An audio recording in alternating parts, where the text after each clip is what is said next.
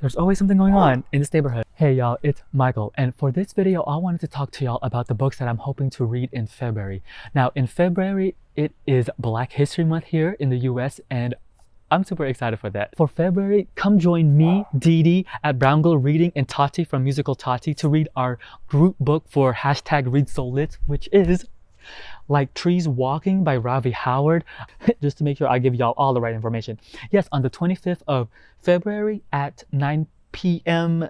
Paris time, which is 3 p.m. Eastern Standard Time. So yeah, come and join us. We've been doing this every year for the past few years now, about a lynching in Mobile, Alabama. So we'll see. Usually Dee Dee picks out the books and then we just discuss it. So yeah, come and join us. I went to the library and I picked out a whole bunch of books. Okay, y'all. I found, because I was looking for the books, right? Because I made a list to make sure it was at the library. And then come to find out that my library has a Black Writers collection. Is this section, is there like archive section, I guess you could say? It'll be my other vlog. But it was so nice. They were having also like some sort of exhibition there, something with quilting. The collection, I was like, okay. It had a collection of like non-fiction to fiction and to poetry, all kinds of stuff by Black writers. I thought it was so cool, so that's what I did. Now I also will be reading books digitally because I am getting back into my e-reader, and I really feel like this month for February, no lie, I feel like I can really do it because January, now my goal is not actually to read all of these books. My goal is actually to hit my reading count, my reading hours count, if that makes any sense. I have been switching my reading instead of like book-wise. While I always do 52 books for a year, which is basically a book a week, I started changing it into actually hours and like time reading because I feel as though that is much more sustainable for me personally, which is basically an hour every single day. So that's like, well, for February it'll be 28 hours. But I thought, like, you know what? Let's bullet over here. Let's rev that up. So I thought for the month of February, my goal is to read 35 hours, which again doesn't seem like a lot, but it really is. First, I'm going to show you the physical books, and then I'll talk a little bit about some of the digital books that I put on my Kindle app. First off, let's talk about the only Caucasian person on this list, and that's because it's essentially about a Black historical figure, which is Frederick Douglass, Prophet of Freedom by David W. Blight. He is the only Caucasian person on this list because the writer, but I actually don't know that much about Frederick Douglass. I bought this book a while back and I've been meaning to read it forever. I heard it was excellent. It is huge, and I just wanted to it is 892 pages. But yes, I wanted to tackle this book because I was like, oh, I always enjoy these type of like historical biography novels, because the last one that I read, which was like also 900 pages, was excellent. And I feel like, I'm not gonna lie, I feel like I can do it. So yay, I'm excited for that. All right, the next books are all by Black authors. So I'm gonna categorize this because I went to the library and I categorized it in my mind. And speaking of nonfiction, I also picked this one up. It is called Black on Both Sides, A Racial History of Trans Identity by C. Riley Snorton. This is a nonfiction about being Black, not only like Americans' racial point of view, but also being Black in a queer perspective. So I was like, oh, this seems really interesting, and I would like to learn more. I went to the new release section and I picked this one up. It is called Greenland by David Santos Ronaldson. It's I think the Caribbeans. Again, this is why I don't do a lot of TBRs, because I really don't know what these books are about. I am just grabbing at this point. But it seems like something magical realism-ish. I don't know, but I'm not gonna lie, I picked this up because the cover is really cool, okay? Let's be serious with ourselves. But I was like, oh, this is really nice. Next one, I went to the young adult section because I was like, oh, I want to do that. Now, also, I haven't checked what my young adult book club is reading, so I'm going to check to see what they're going to be reading because usually in February, Natalie, who is the head person of that, tends to pick something for Black History Month or like a love thing, so I'm gonna check to see if I'll be able to attend that meeting, but we'll see. But the first one that I chose, and I found this one because I thought, I ain't gonna lie, it's kinda cute. It's kinda cute. Which is Charming as a Verb by Ben Phillip. I don't know, I saw this going around and I was like, I might like that. This is about Henry, which is called on here a charmer, and he meets Corinne, and I think they have to like do something together.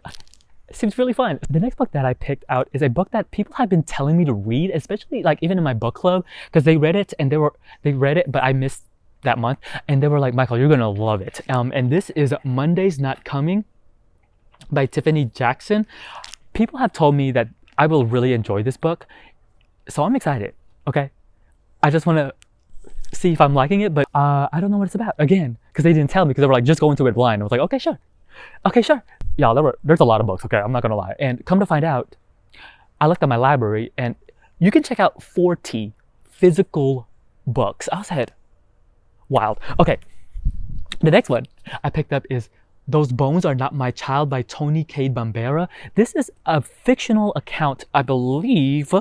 I'm sure there was some research, I don't know yet, but it says fiction on here, so I'm assuming it's fiction. But this is about the murders in the early 80s in Atlanta, and basically all of these black kids went missing, and obviously the government didn't do nothing about it. Obviously, a mom whose child go missing, and there's actually there's podcasts about that story, like the Atlanta Monster, which was it's really interesting, especially like seeing how it unfolds. Yeah, so I thought this would be a good thing to read. The next one is a classic that I saw just random. I was like, I've never heard of this book in my life, which is Clotel or the President's Daughter by William Wells Brown. I saw this. I was like, it's a Penguins classic. I saw some Penguins classic in that Black Writers collection, but I was like, y'all, there were so many books there. I was like, oh my god, but I didn't want to be that person that got like a whole bunch of books. So I was like, you know what, I'm gonna come back. Okay, I'm gonna come back. But this is about an enslaved woman who gets sold and then fall in love. So we'll see how. I'll see. I don't know. Yeah. I thought I would read more Black classics, so there's that.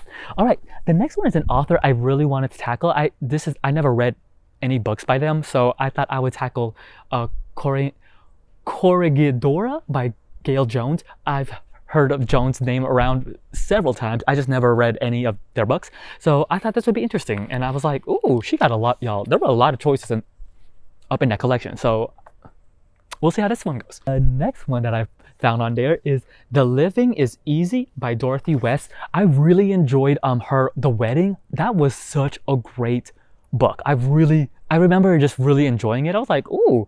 The one thing I remember about that book is not only was it great, but also, because see, this is how you know sometimes I can remember like a book just by even like what I filmed. What I filmed is because like I remember that clip. I'm gonna see if I can find it, but it's the one with me, the camellias in the background. I have this Hawaiian shirt on. It's beautifully shot, and I was just like, oh, this book is really good, and I'm expecting the same thing from this. There's no camellias because as you can tell, it's dreary today. The next one is another author. I have not read any of their works, which is Percival Everett. This is I Am Not Sidney Poitier. This says it's like a satirical, funny book. So I'm excited to dive into their works. I don't know what it's really about, but we'll see. A lot of these books are short, so I feel like I'm gonna go through them really fast. The last physical section of these are actually all it is. These are all poetry books. I really want to get back into poetry. I haven't read poetry in a really long time, and I kind of miss it. I just haven't been to a poetry thing in a while, and the one time that I did go, I was like, this is good. People who have like an affinity, who just really good with words and where to place words, I really admire. These probably won't go towards my like monthly goals, of the 52 books, because I'm gonna go through this pretty fast. But I'm gonna make a whole different collection in my mind of like a list of the poetry books. And y'all, poetry books are expensive, okay? They're like $15 a pop. So at the library, there was like poetry by Black authors everywhere. So it was great. I just picked some random ones. So first is Black Girl Call Home by Jasmine Mans. This book, the cover really caught my eye. I was like, oh, that's pretty. That's really cool. I like that one. Next is, I've heard really good things about this one, actually, which is Lighthead by Terrence Hayes. We'll see. The next one is a poet that I haven't read that much poems from them, which is Gwendolyn Brooks. This is Selected Poems. I heard Brooks is an excellent poet, so I'm excited for that. All right, the next one that I got is Incendiary.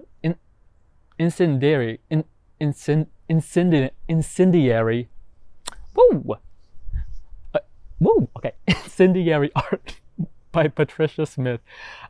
And now I flipped through this, and there's a part in here I was like, ooh, that poem, that might get, I was like, oh, that looks good. So, right, the last one that I got from there is The Tradition by Jericho Brown. This cover is so cool. I was like, oh, this is nice. This water painting-ish look is really nice. So yeah, we'll see how that goes. I'm thinking if I go through all of those poetry books, then I can just go back to the library and get even some more. And would you like to see a video about all of these like an individual poetry book collection video? And I say that because for me, poetry is so subjective. Like, it is one of the most subjective form of art, because each person, well, with all media essentially, but with each person will take something so different from just a poem alone. So we'll see how that goes. I think I might do it, because I feel like I'm gonna go through these really fast, and I can tell you like my favorite poems from them and whatnot, like the things that I experience and feel. So I thought that would be nice. Right, so let me talk about the digital books, and I'll put them right here. Yeah, I am killing it on my killing it on my Kindle. All right, so I wanted to pick a romance book, but I don't read that much romance, so I thought I would just be like, okay, who is a black romance author that I can probably like go into, or like start off. And I found Through the Storm by Beverly Jenkins. This looks like to be a series, because on my library it says #1 in series. It's a historical fiction romance, so if I like this, maybe I'll read the rest of them. But I think Jenkins writes several like series, but with like different characters, so we'll see. All right, the next one that I have on here is Yellow Wife by Sidika Johnson. Johnson recently released a new book, put it here, and so I picked this one because I was like, oh, then maybe if I like this one, I'll go to the next one. I do have some other ones on here, but we'll see how that goes. Again, I don't know how far I'm going to get into it, but I feel like, again, I'm going to do really well. I'm not going to lie. I feel like it. The ones that on here are more potentials that I have is Down the River Unto the Sea by Walter Mosley. This is a mystery novel, and I was like, ooh, I love me some mystery now. And then the other one that I put on here is Hell of a Book by Jason Mott. This is a very new release, and, you know, we'll see. It's something about like a book within a book. Something like that. And then Riot Baby by Tochi Onyebuchi. I just borrowed this yesterday, like literally on my Kindle, and then I haven't really started on it. So I'm excited to start it because it's not that long, and it looks like my my hold on Red Island House by Andrea Lee is expiring soon. So I think I might have to come and try to get that again, and we'll see how that goes. But I did enjoy it as it was going along. That Jane Eyre read along. Yeah, that Jane Eyre. The reason why we finished that Jane Eyre is because of Safrina Scott's new book, which is Wild, Beautiful, and Free. Now this has a date for March 1st, but I don't know, because Didi was telling me like she's gonna get her book much later. Make sure you follow Didi, because then we'll see, like we'll have a read along for this maybe after Black History Month. I don't know. So yeah, check us out whenever we do our live show again, February 25th. Come check us out, and it's not long, y'all. It is not long. Listen, if I could read that 500-page novel Jane Eyre in like 4 days, y'all can do this, okay? Y'all can do this. So yeah, let me know what you're reading for Black History Month. I love these TBR videos. Like, I love watching people's TBR videos. Until then, I'll see you guys till next time. Bye! In case you're also wondering, my camera broke. Just like a little bit of an update, in case y'all wanted to know. But my camera did break. My vlogging camera, the one that I've always had, it broke. The screen doesn't work anymore. But long story short, basically I'm getting a replacement for it, which I'm super, super, super happy about it because that is my baby, and I'm just really excited. It should be coming into, according to UPS, it should be here tomorrow, but we'll see how that goes.